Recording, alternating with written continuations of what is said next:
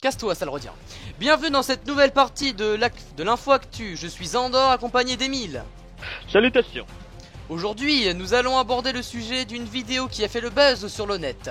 C'est celle d'un droïde qui s'est fait agresser par des chocs sans aucune raison. Il aurait, selon les dires, pris en photo un dénommé Commodore Zulu de l'armée de la République en train de soudoyer des putes Twi'lek pour les baiser et les faire tourner à ses hommes, les clones. Preuve à l'appui.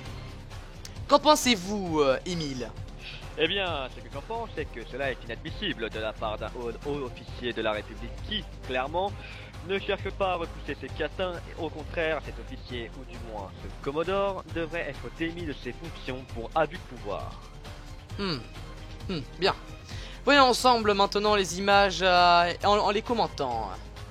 Comme on peut le voir dans la vidéo, les chocs ont pris dans un coin ce droïde. Il est aussi marqué de coups et les chocs maintiennent un état de peur et d'oppression auprès de ce droïde.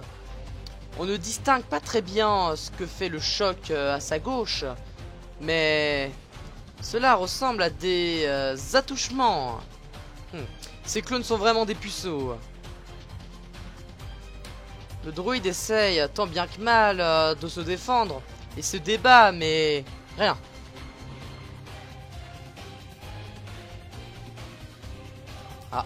Puis, le dénommé Commodore Zulu fait son entrée. Le droïde en profite pour fuir l'agressement. Le droïde fuit dans les couloirs. La choc ne semble pas aller fuir. Il est accompagné d'une sorte de petit droïde. Ils doivent être complices. Le droïde astromécano tente de monter sur le toit avec son grappin.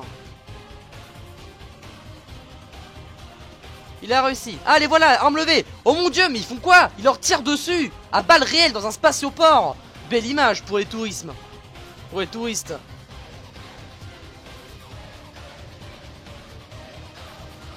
Une fois sur le toit, il essaye de monter encore plus haut pour fuir.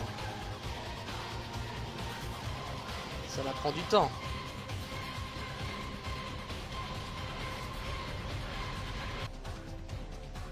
Il a réussi à aller en haut. Un choc le vise en bas. Quoi? Les chocs continuent à lui tirer dessus. Mais quelle honte!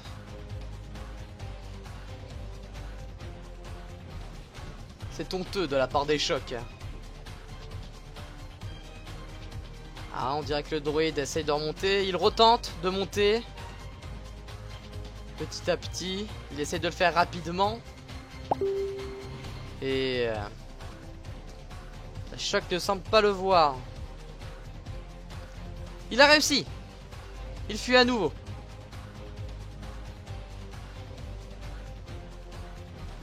Il se cache en hauteur, dans un retranchement, derrière un building. Et normalement, c'est ainsi que cette vidéo termine. Selon les dires, le droïde n'a rien eu, mais personne ne l'a plus vu.